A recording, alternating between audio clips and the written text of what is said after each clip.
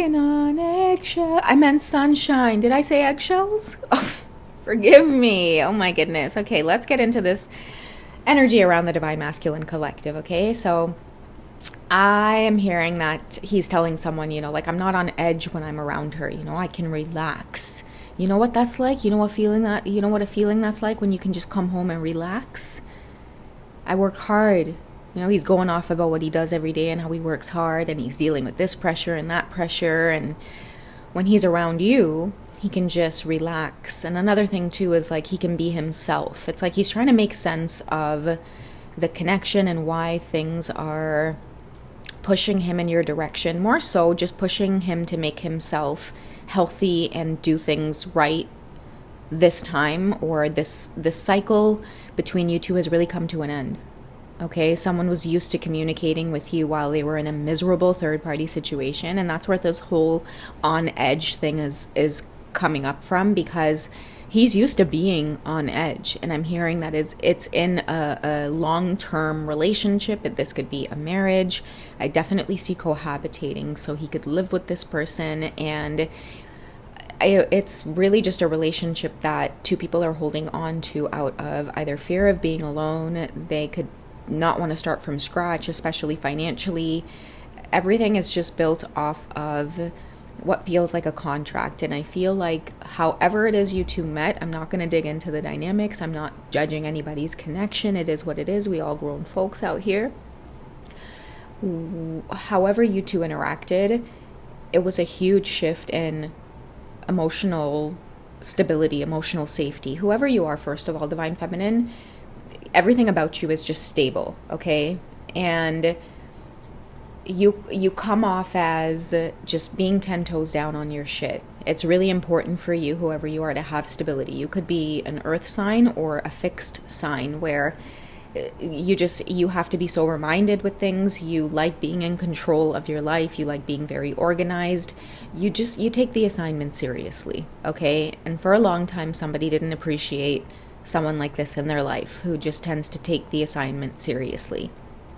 And what I mean by that is they thought that you were always going to either be around, or I just feel like whatever the situation they were in, there was a time where you had expectations, okay? It's either you leave that behind, or I'm gone. And somebody may have dragged their feet on that past situation, okay? I'm also hearing like this is what happens when, maybe somebody could be learning lessons around that.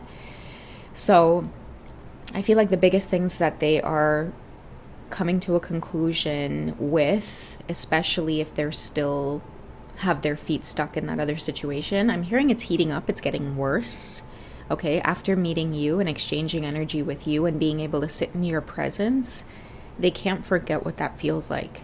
They feel relaxed around you. They can be themselves. Their nervous system can regulate. They don't have to anticipate the worst happening when they're around you. It's the strangest thing. Just your very voice, just a conversation with you has the ability to calm them right down. I'm hearing hope. Somebody feels a sense of optimism and hope again. They're not willing to let go of this. That is the conclusion that I feel that they're coming to. I don't know who they're seeking wise counsel from, but I feel like they're at the point where they're getting ready to make big decisions. And one of the biggest things that are standing out for them right now as a decision factor is, I don't want to live my life on edge anymore. I'm hearing like the person that they're with, they're always on edge with them. And this has always been a pattern ever since. I feel like shortly after they got together, it was a connection based off of a loop of like the highs and lows. Being addicted to the highs and lows, walking on eggshells when you're around someone. It's like when you come home, you don't know what kind of mood that person's going to be in. It's like sometimes you already anticipate an argument's going to start based off of, maybe you don't have the freedom to move about. It's like you're 5 minutes late coming home. Where were you? What were you doing? What were you up to? It could be, they come home and again, they don't know what kind of mood someone's going to be. Maybe that person is entangled in so many other relationships, friendships, their girl chats, gossip. Like, they don't know what to expect when they come home, what she's going to be yapping about or what she's gotten herself wrapped up in or involved in. I feel like a headache. Someone constantly walks home to a headache where the being on edge, like I'm seeing someone who gets tension headaches. So when they go home, it's like they're constantly on edge. Remember in some of the readings, guys, when I talked about someone, they avoid the drive home or they take the long way home, they take the long drive home. Some of you could talk to your masculines on the way home. I feel like that's a reading that could be very significant here. Okay, someone's tired of living life like that. Someone's tired of delaying themselves from going home after a long day at work. You should want to go home, right? Especially if you're tired, like your home should be your sanctuary.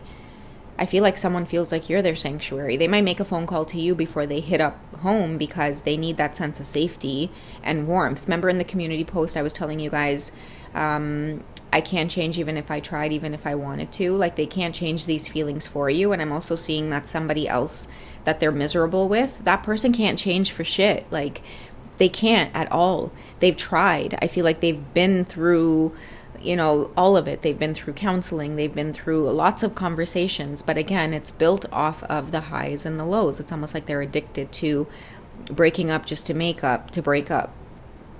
And your masculines are at a point where they can't do that anymore. They've met you and they see what that connection and what that, I'm seeing true connection feels like, what true connection feels like with someone. They can't undo it. And now that you have these firm boundaries in place, I'm hearing that it's really putting a stop to everything that they have going on and forcing them to think about what it is they want for themselves. And somebody's coming to the conclusion that, like, I just want peace. That should be like a basic requirement. Okay. Oh, look at the freedom card already. Okay. So they're going to have to take a leap of faith. And I do feel like it is rejection. It's going to involve rejection. It's going to end up in loss. Okay. The Tower moment is coming for your masculines, but I feel like right now is the time where they're really discussing, everything at hand. A big part of them just wants to leap free. They want to, I'm hearing, I just want to break free. Is that a song? Forever Young. Oh my, didn't I tell you guys about this song? I kept hearing it, Forever Young. I channeled that song in one of these readings. I don't remember which one. Someone's saying, I just want to break free. Okay, they want change, but it's going to take courage because they're about to, I feel like, make someone feel rejection. And that's why, look at this card. It's been a very difficult situation to end this relationship that they've been miserable in. I mean, look at this person in this card. It really represents what they've been dealing with. That's why they take the long way home. That's why they don't want to, or maybe that's why they're on edge, or someone avoids, that's the word I'm getting, someone avoids going home, but maybe the advice that they're getting is like, listen, maybe you need a healthy change. You need a healthy change in your home. You need a healthy change in the environment, and it goes back to the message that I said around them wanting to live on their own right now. Somebody could be gearing up to just live on their own. And part of this rejection is someone having to find their own way now because, like, I keep hearing that many of your masculines just want to be on their own. You know how they said they're just on edge, they can relax around you?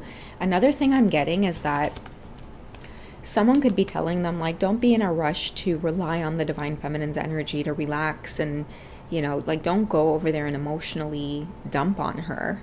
Like, that's probably why you're blocked. It's probably why you don't have access, because she notices, like, your energy with this energy on you messes up her life. That's why you're blocked out. That's an aha moment for a lot of your masculines. You see that? Sorry, guys. I know someone said stop saying shit, but I can't help myself. You see that shit? That was enough for them to have this epiphany here of wanting this change and waking up. Okay, it's either they're going to be stuck in this, feeling this sort of misery, or I feel like also rejection. This is like, I'm feeling exhausted even talking about this energy here, but I'm going to bring it through, okay? Because I feel like your masculines are starting to piece things together, okay? A healthy change in their environment means they can't be around this person. This person mixed in with their energy, and then them coming into your environment and communicating with you, it also brings these types of negative energies around you. And maybe you didn't realize this, Divine Feminines, maybe some of you did. But this has been the reason for separation for a lot of you, is what I'm hearing. This is why communication has been either slow, very, very slow to reach, or it's been blocked altogether.